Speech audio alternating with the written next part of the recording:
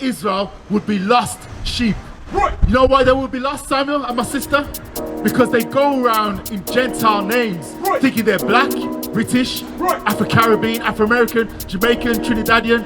Those are European names of our conquerors. Right. We're lost. We don't realize that we are the children of Israel. You understand? Now, my sister, what you're going to understand is that flight in your hand is a key to open up a pathway for you to start your journey. Right. You understand? Because there's many people on the earth, guess what, my sister? They don't love God. That's right. And they don't love God's people. Now, my sister, do you love God? Do you love God? Of course you do, yeah? If you love God, what do you think you need to do?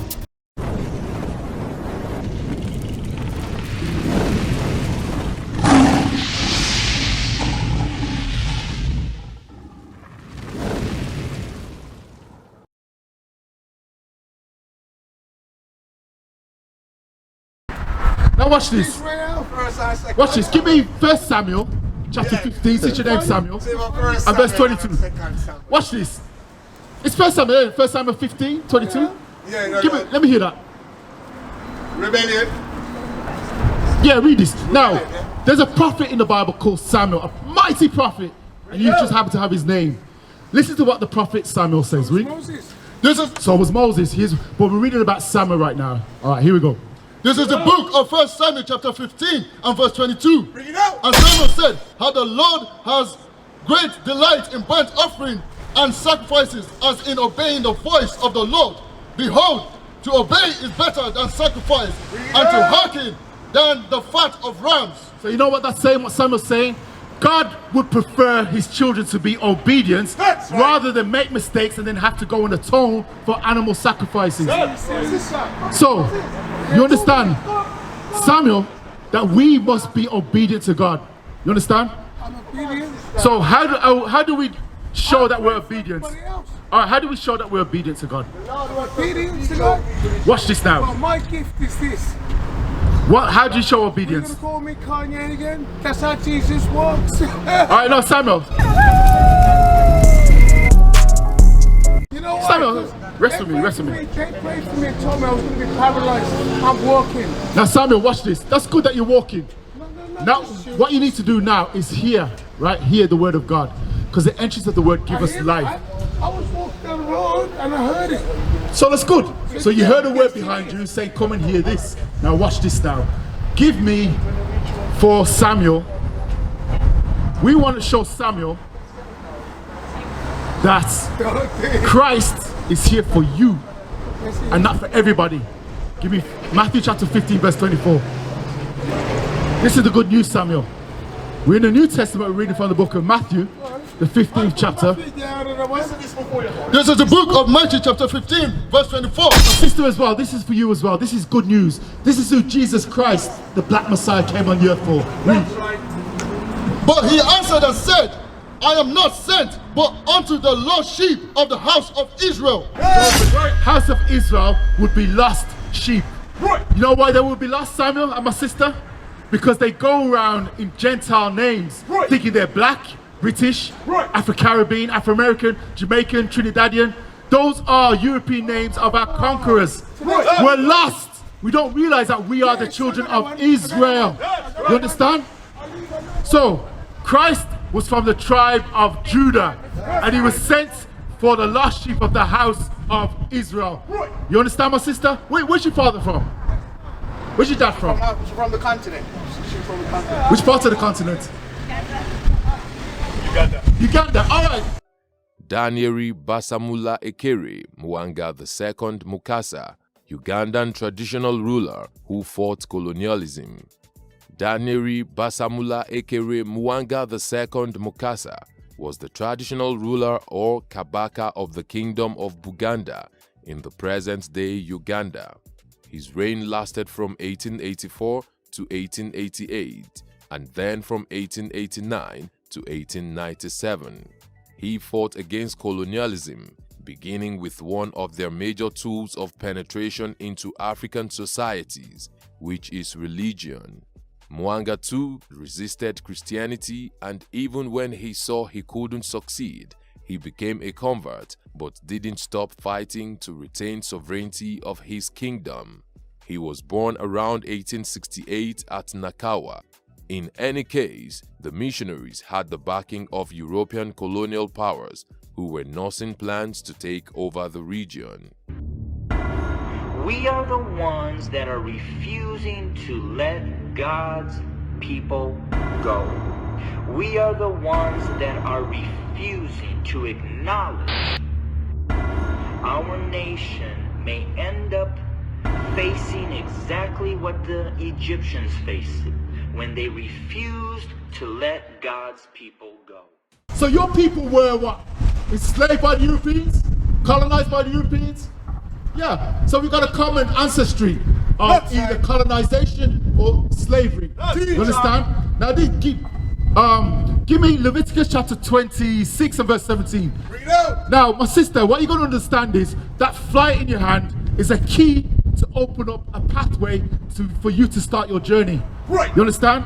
Because there's many people on the earth, guess what, my sister? They don't love God. That's right. And they don't love God's people. That's right. You understand? Read that.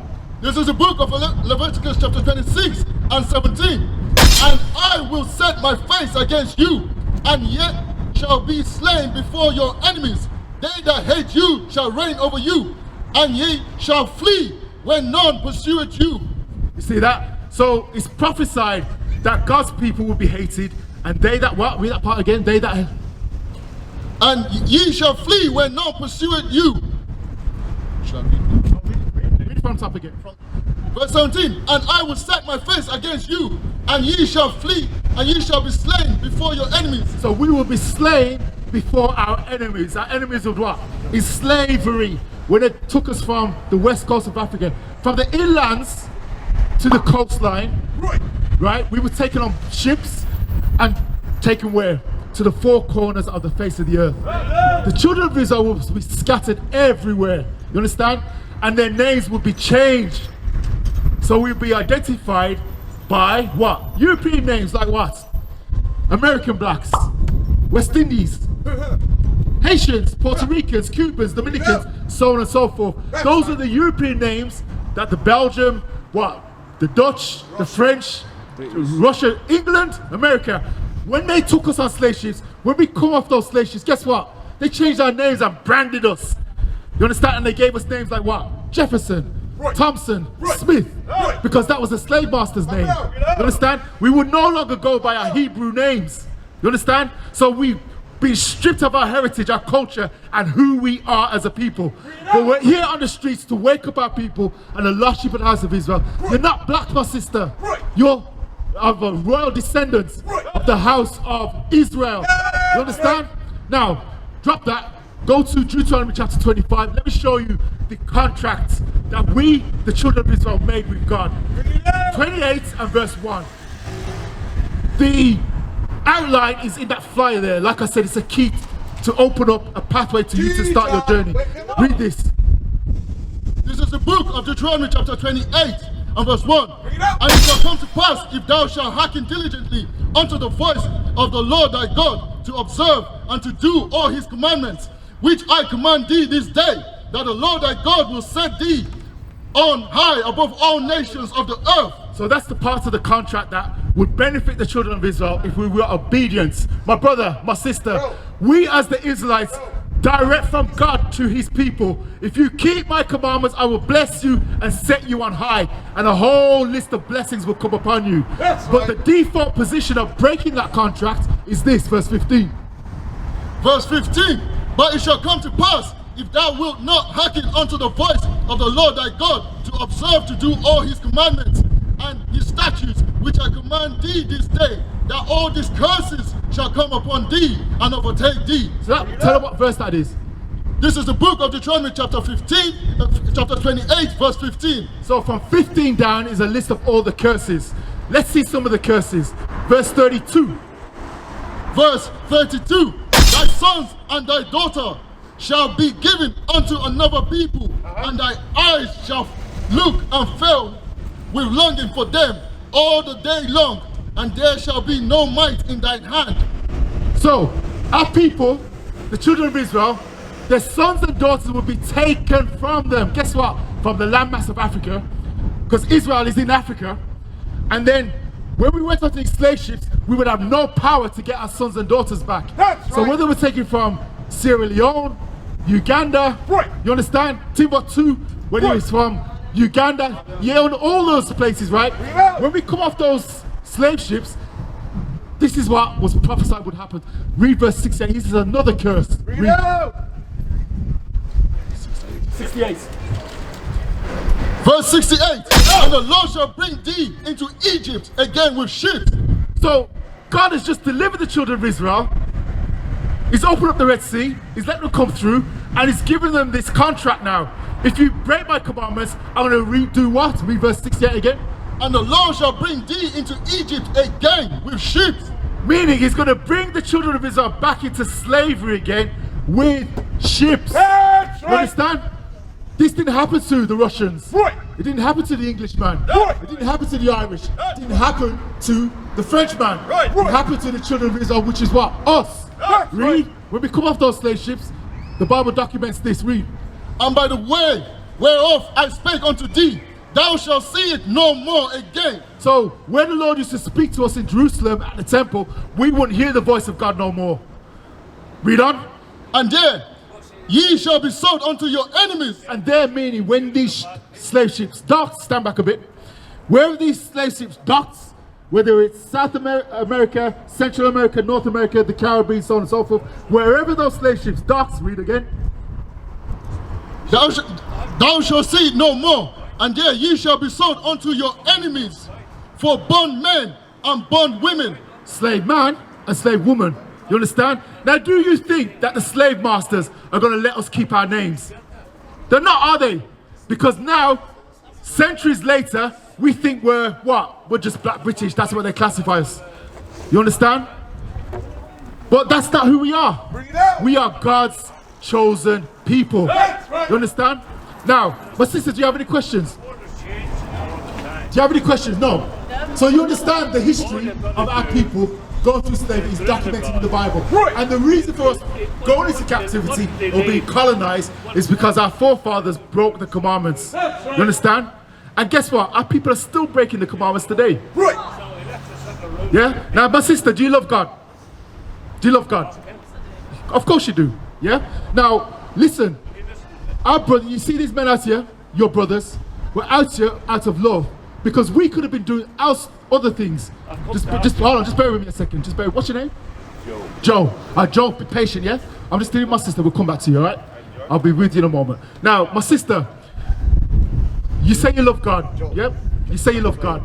Yep. We're out here for you, my sister. Don't worry, Joe. We're not going nowhere. Stand over here. As a matter of fact, Joe, do me a favor. Joe, Have me on YouTube. Joe, do me a favor, all right? You can help us as well. All right? I got a question for you later. Now, if you love God, what do you think you need to do? John 14:15. If you love God, what do you think you need to do? You got children? How do your children demonstrate love for you? How do your children demonstrate that they love you? Bring it out. Okay, I like that. Read that. John 14 verse 15. This is the book of John chapter 14 verse 15. If you love me, keep my commandments. My sister, listen to this. Now, 2 letters make up a short word, if. That means it's conditional. Right. Read it again. If ye love me, keep my commandments. So if we say we love God, we must what? Keep his commandments. Do you love God? You said yes? Alright, so if we're breaking God's commandments, it shows that we don't love him. Do you agree? Right. Now the thing is, right, when we show our people their sins, their transgressions, repentance means to change. You understand? That's the process of change, so that where we was displeasing our God, now we can start to please him. Because in ignorance, there's things that we've been trained to do when we see society, we just follow the fashion, and we don't realize it's causing us not to love God. Deuteronomy, the 22nd chapter and the 5th verse. But since we're out here for love, to love our people, read. This is the book of Deuteronomy chapter 22 verse 5. My sister, listen to this. The woman shall not wear that which pertaineth unto a man. Ark, let her hear this, let her hear this. Sister, listen to this before you go. Listen, because this is an instruction from God to his daughters, read, and to his sons. This is the book of Deuteronomy chapter 22 verse 5. The woman shall not wear that which pertaineth unto a man, neither shall a man put on a woman's garment. For all that do so are abomination unto the Lord thy God. So this verse is broken up into 3 stages. The first stage is what the woman shouldn't do.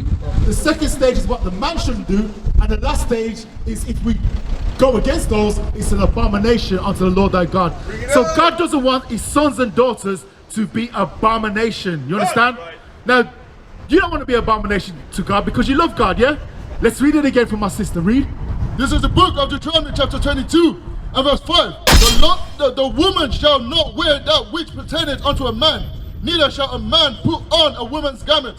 For all that do so are abomination unto the Lord thy God. So we've established, my sister, that neither of us want to be an abomination. I'm going to deal with the middle part. The middle part says, neither shall a man put on a woman's garment. A man is not supposed to be wearing a dress, a skirt, bra, panties. You understand? Because if we do that, God says as his sons, that's an abomination. Do you agree? God doesn't want his sons, his princes, dressed like women. Right. But let's see what the sister side or the daughter side is. Read the top part. The woman shall not wear that which pertaineth unto a man. So just as the man is not supposed to wear what pertains unto a woman, likewise the daughters of God are not supposed to be wearing that which pertains unto a man. Now you look at these men, sons of God, and you're a daughter of God. Below the waistline, we're all wearing pants. And you're wearing the same, sister. You understand? If we were wearing skirts, we would be out of order with God. That's right. You understand? We would be an abomination unto God. Bring it So out. right now, according to the Bible, you're not. You understand? But if you love God, you go to what? Change. Right. That's the first process of repentance. You understand, my sister? So, my sister, we've shown you one law. There's other things. We don't want to be ignorantly breaking the laws of God, because remember, if you love God, you will keep his what? His commandments. So we're giving you one commandment to start with. Check out the flyer and you'll learn more. You understand? What is a nation? Nation is family. Nation is community. Nation is men leading by example. Nation is women's support. Nation is children with role models.